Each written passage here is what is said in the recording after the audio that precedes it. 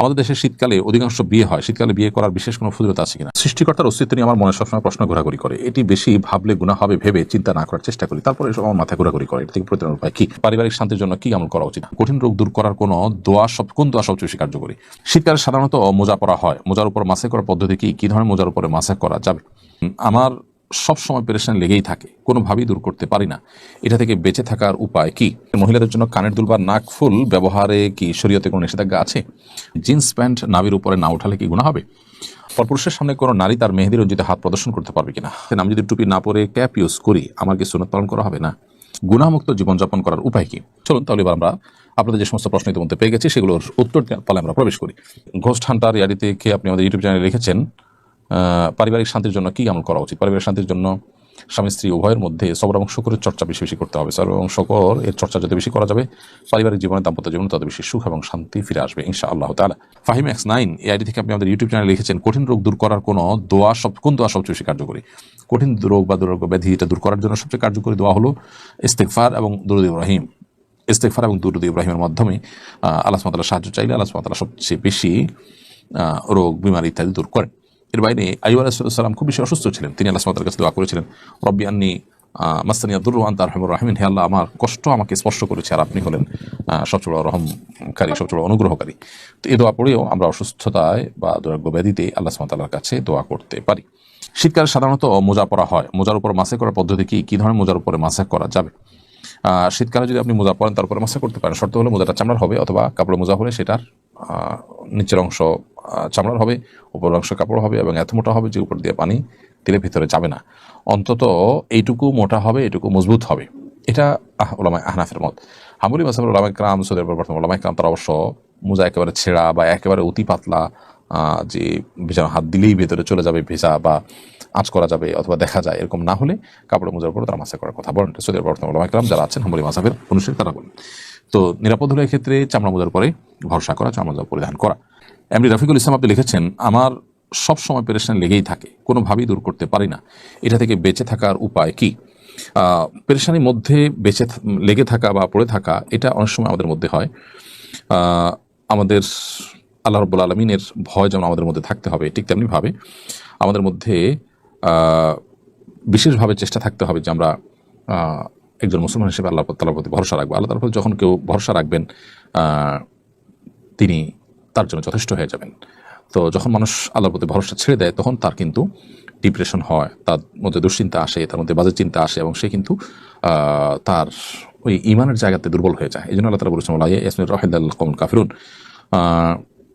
আল্লাহর রহমত থেকে যারা অবিশ্বাসী তারা ছাড়া আর কেউ নিরাশ হতে পারে না। এই জন্য একজন ইমানদার তিনি যতটা আল্লাহর প্রতি ঈমান আনবেন, যতটা বিশ্বাস রাখবেন, যত বেশি তাওয়াক্কুল এবং ভরসা থাকবে, তত বেশি তিনি পেরেশানি এবং অতিরিক্ত দুশ্চিন্তা থেকে বেরিয়ে আসবেন। এর বাইরে দুশ্চিন্তা এবং পেরেশানি থেকে বাঁচার জন্য আল্লাহ সুবহানাহু ওয়া তাআলার কাছে দোয়া করা যেতে পারে। নবী সাল্লাল্লাহু আলাইহি ওয়াসাল্লাম দোয়া করেছেন, আল্লাহুম্মা ইন্নী আউযু বিকা মিনাল হাম্মি ওয়াল হাযান। আল্লাহ, আপনার কাছে আমি টেনশন এবং পেরেশানি থেকে পানাহ চাই। এই দোয়াটা বেশি পাঠ করতে পারেন। দুরূদ ইস্তিগফারের আমল মানুষের দুশ্চিন্তা দূরের জন্য সহায়ক ভূমিকা পালন করে। পরপুরুষের সামনে কোনো নারী তার মেহেদি রঞ্জিত হাত প্রদর্শন করতে পারবে কিনা? মেহেদি রঞ্জিত হাত কোনো নারী প্রদর্শন করবেন না, তবে তিনি কোনোভাবে পুরুষের সাথে কোনো বিষয় আদান প্রদান করতে গিয়ে নিরুপায় বা কোনো জায়গায় প্রয়োজনের সাপেক্ষে যদি কোনো কিছু দিতে বা নিতে হয় এবং সেক্ষেত্রে যদি কেউ দেখে ফেলে তাতে অসুবিধা নেই। নবী করিম সাল্লাল্লাহু আলাইহি ওয়াসাল্লামের সময় এরকম একটি ঘটনা ঘটেছে। একজন নারী তার হাত দিয়ে নবী সাল্লাল্লাহু আলাইহি ওয়াসাল্লামের কাছে কিছু দিয়েছেন বা নিয়েছেন, এরকম কিছু একটা পর্দার আড়াল থেকে বা সামহাউ। তো এখানে তার হাতে মেহেদি না থাকে, নবী সাল্লাল্লাহু আলাইহি ওয়াসাল্লাম বলেছেন যে এটা কি কোনো পুরুষের হাত কিনা, কারণ মেয়েদের দিক থেকে এসেছে অথচ হাতে মেহেদি নেই। তখন মেয়েরা মেহেদি হাতে দিতেন সবাই, সেই জন্য নবী সাল্লাল্লাহু আলাইহি ওয়াসাল্লাম আশ্চর্য হয়েছেন। এখান থেকে বোঝা যায় যে প্রয়োজনের প্রেক্ষিতে যদি এটা হয় এটা জায়েজ আছে, কিন্তু প্রয়োজন ছাড়া যদি না হয় আর প্রয়োজনের প্রেক্ষিতেও মেহেদি লাগানো হাত যথাসম্ভব প্রদর্শন না করতে পারলে ভালো হয়, কারণ এটি পুরুষদের জন্য ফিতনার কারণ, সেটি বলাই বাহুল্য। সো এটা অ্যাভয়েড করতে পারলে ভালো হয়। যদি অ্যাভয়েড করা না যায় তাহলে সেক্ষেত্রে ইচ্ছাকৃত নয়, এরকম হলে সেটা গুনাহ হবে না। কিন্তু ইচ্ছাকৃত এবং খুব বেশি প্রয়োজন ছাড়াই প্রদর্শন করছেন সেটা কিন্তু না জায়েজ। একটা হলো দেখে ফেলা, পুরুষ দিতে গেলেন দেখে ফেলেছে, আর একটা হলো প্রদর্শন করলেন, দুটো কিন্তু দুই জিনিস।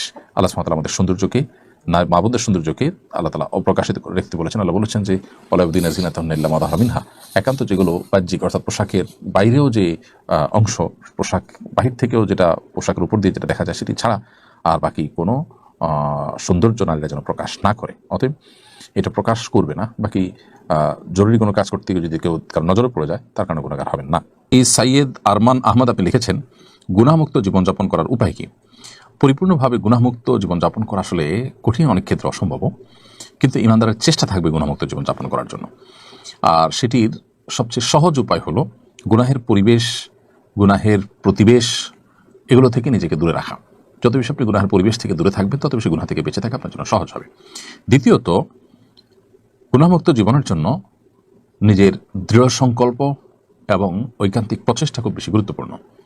কেউ যখন নিজেকে তাকওয়ার উপরে রাখবার সংকল্প করেন এবং সেই সংকল্পটা যখন খুব সুদৃঢ় হয়, তখন তার জন্য সে কাজটা আল্লাহ সুবহানাহু ওয়া তাআলা সহজ করে দেন। আল্লাহ বলেছেন, আল্লাযীনা জাহাদু ফিনা লানাহদিয়ান্নাহুম সুবুলানা। কেউ যখন আমার রাহে আসার চেষ্টা করে, সেই চেষ্টা থাকে সর্বোচ্চ পর্যায়ের চেষ্টা, সাধনা, তখন আল্লাহ সুবহানাহু ওয়া তাআলা বলেছেন যে লানাহদিয়ান্নাহুম সুবুলানা, তাকে অবশ্যই আমি আমার দিকে আসার বহু পথ দেখিয়ে দেব।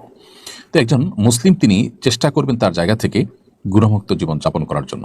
পরিবেশ যেমন বেছে নেবেন, সেরকম গুনাহের পরিবেশ যেমন না থাকে সেরকম পরিবেশ বেছে নেবেন তার জীবনযাপনের জন্য। ঠিক তেমনিভাবে যারা গুনাহ থেকে বাঁচার জন্য সংগ্রাম করে সেরকম মানুষজনের সান্নিধ্য, তাদের সোহবত, তাদের সাহচর্য, সেটাকেও তিনি বেছে নেবেন। গুনাহগারদের সাহচর্য থেকে তিনি বেঁচে থাকবেন। ঐকান্তিক প্রচেষ্টা আর দৃঢ় সংকল্প থাকবে। কোনো গুনাহ হয়ে গেলে দ্রুততার সাথে তওবা করে লজ্জিত হয়ে অনুতপ্ত হয়ে আল্লাহর কাছে মাপ চেয়ে নেবেন এবং সর্বোপরি আল্লাহ সুবহানাহু ওয়া তাআলার কাছে দোয়া করবেন, চোখের পানি ফেলবেন। ইনশাআল্লাহর মাধ্যমে আমরা গুনাহমুক্ত জীবনযাপন করতে পারবো। আরবি হাবিবুল্লাহ বাশার রাজন আপনি লিখেছেন, জিন্স প্যান্ট নাভির উপরে না উঠালে কি গুনাহ হবে? ভাই রাজন, জিন্সের প্যান্ট যখন আপনি পরবেন তার উপরে যদি আপনার গেঞ্জি বা শার্ট ইত্যাদি থাকে তাহলে ওইটা নাভির নিচে থাকলেও সমস্যা নেই। তবে হ্যাঁ, নাভি থেকে হাঁটু পর্যন্ত একজন পুরুষ তার এই সতরটা তাকে ঢেকে রাখতে হয়। সো কোনো না কোনোভাবে ঢেকে রাখতে হবে। এখন প্যান্ট যদি নিচে থাকে তাহলে তার উপরে শার্ট আছে, তো শার্টে ঢেকে রাখছে, তাহলে সেটা যথেষ্ট হবে আপনার জন্য। যদি শার্ট না থাকে, গেঞ্জি না থাকে, শুধু প্যান্ট পরা থাকে এবং সেটা নাভির নিচে যায়, তাহলে সেক্ষেত্রে সতর উন্মুক্ত করার যে গুনাহ, সে গুনাহ হবে। এরপরে আবু সাইদ আপনি লিখেছেন, মহিলাদের জন্য কানের দুল বা নাকফুল ব্যবহারে কি শরীয়তে কোনো নিষেধাজ্ঞা আছে? মহিলাদের জন্য কানের দুল বা নাকফুল ব্যবহার করা শরীয়তে জায়েজ আছে এবং এটাতে কোনো অসুবিধা নেই। অনেকে নানামুখী কথা বলেন যে নাকফুল ব্যবহার করা জায়েজ না ইত্যাদি ইত্যাদি, এগুলো একেবারেই মনে করা কথাবার্তা। মহিলারা নাকফুল, কানের দুল, হাতের চুড়ি বা অন্যান্য যে অলঙ্কার আছে সেই অলঙ্কারগুলো ব্যবহার করতে কোনো অসুবিধা নেই। সৃষ্টিকর্তার অস্তিত্ব নিয়ে আমার মনে সবসময় প্রশ্ন ঘোরাঘুরি করে। এটি বেশি ভাবলে গুনাহ হবে ভেবে চিন্তা না করার চেষ্টা করি, তারপরে এসব আমার মাথায় ঘোরাঘুরি করে। এর থেকে পরিত্রাণের উপায় কি? দেখুন, প্রথম কথা হলো যে আল্লাহ রাব্বুল আলামিনের সম্পর্কে বাজে চিন্তা মনের মধ্যে আসাটা, এটা প্রমাণ করে যে আপনার মধ্যে ঈমান আছে। প্রিয় নবী সাল্লাল্লাহু আলাইহি সাল্লাম ঠিক এই ধরনের একটি প্রশ্ন উত্তরে এরকম কথাই বলেছেন। তাকে একজন সাহাবী যখন বলেছেন যে আল্লাহ সম্পর্কে আমার মনে বাজে চিন্তা আসে, তখন নবী সাল্লাল্লাহু আলাইহি সাল্লাম বলেছেন, যাকা নফসুল ঈমান। এটাই তো ঈমানের ব্যাপার, যে তোমার মনের মধ্যে আল্লাহ সম্পর্কে বাজে চিন্তা আসছে। শয়তান তোমার মধ্যে ঈমান আছে দেখে সেটাকে সরাবার চেষ্টা করছে।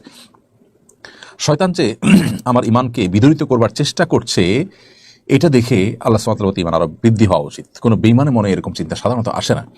যিনি ঈমানদার তার মনেই চিন্তাগুলো আসে। ব্যাপারটা হলো এরকম যে কারো ঘরে যখন সম্পদ থাকে সেখানে চোর ঢুকে, আর যখন কোথাও সম্পদ নেই সবাই জানে সেখানে কিন্তু চোর প্রবেশ করে না। চোর প্রবেশ করাটা সেই ঘরে সম্পদ থাকার ইন্ডিকেট বা ইঙ্গিত বহন করে। এই জন্য এটা নিয়ে খুব বেশি অরিড হওয়ার প্রয়োজন নেই। এরকম কোনো চিন্তা, খারাপ চিন্তা মনে আসলে আপনি বাম দিকে প্রতীকী থুতু 3 বার থুতু ফেলবেন, প্রতীকী থুতু, এবং সেই সাথে আমানতু বিল্লাহি ওয়া রাসূলিহি, আল্লাহ এবং তার রাসূলের প্রতি আমি ঈমান আনলাম, এরকম বাক্য আপনি উচ্চারণ করবেন। ইনশাআল্লাহ তাআলা আপনাকে পানাহ দিবেন। সেই সাথে আউযু বিল্লাহি মিনাশ শাইতানির রাজিম বা বিতাড়িত শয়তান থেকে আমি আল্লাহর পানাহ চাই, এই বাক্য আপনি পাঠ করবেন। ইনশাআল্লাহ এর মধ্য দিয়ে আশা করা যায় আল্লাহ তাআলা আপনাকে হেফাজতে রাখবেন, কারণ এগুলো শয়তান থেকেই এই কুমন্ত্রণাগুলো আসে, বিধায় শয়তান থেকে আমরা বাঁচার জন্য চেষ্টা করব। আমাদের দেশে শীতকালে অধিকাংশ বিয়ে হয়। শীতকালে বিয়ে করার বিশেষ কোনো ফজিলত আছে কিনা? না, শীতের সময় বিয়ে কোনো বিশেষ কোনো ফজিলত নাই। হয়তো আত্মীয় স্বজন গ্যাদারিং করা তুলনামূলকভাবে সহজ হয়, আসা যাওয়া সহজ হয়, ফ্যান ইত্যাদির প্রয়োজন হয় না, আয়োজন অনুষ্ঠান ইত্যাদিতে হয়তো সেসব কারণে তারা করেছেন কিনা আল্লাহ আলাম। তবে শীতকালের সাথে বিবাহ করার কোনো সম্পর্কের কথা কোরআন হাদিস কোথাও বলা হয়নি।